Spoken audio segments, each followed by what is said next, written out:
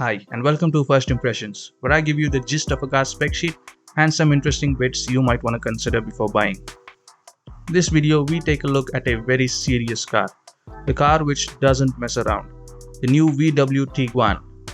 Very easy to get confused with the VW Tiguan. Anyway, unfortunate naming aside, let's get to it.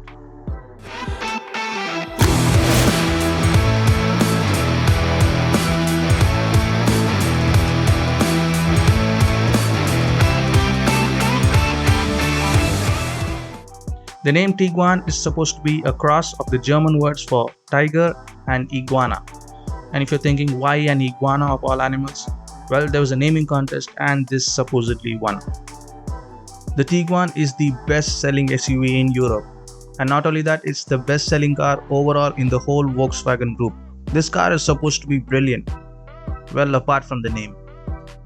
Looking at the Tiguan, it doesn't seem like there's a whole lot going on. When you spend upwards of 32 lakhs on a car, you would want to see where all that money is going.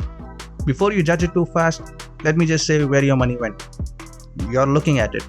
A super solid build quality, whether it's mechanical or electrical or just the way the door closes. It's that good old reliable German engineering. The Tiguan gets obtuse angled headlights with VW's intelligent IQ technology.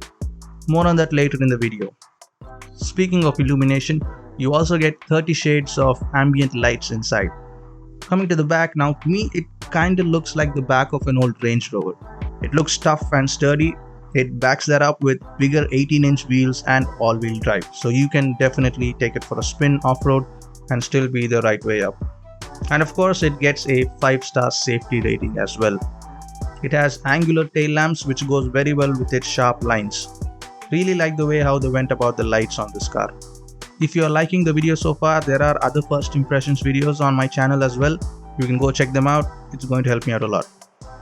Coming inside, you get a premium all black interior with a customizable digital cockpit, a 20cm infotainment system with gesture control where you can view stuff like your tire pressure or your music, and it also has loads of space in the back. That's all well and good, but what isn't good are the touchscreen controls for your AC and the ones on your steering wheel. If I could say one thing to car manufacturers is stop removing buttons. Some things you just have to leave it alone. They're convenient and work perfectly fine as is. Like for example, this AC control will make you go mental when you don't get it exactly right while driving. Everything doesn't have to be a touchscreen. No matter how good it is, you cannot beat the feedback you get from a switch or a button.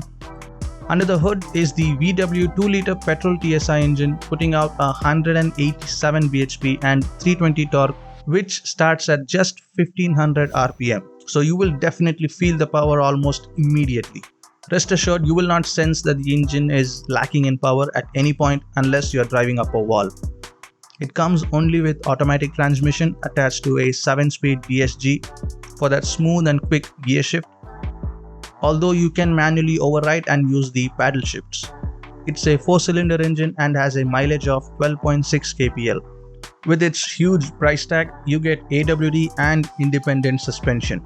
It has different driver profiles and drive modes to tackle different terrains.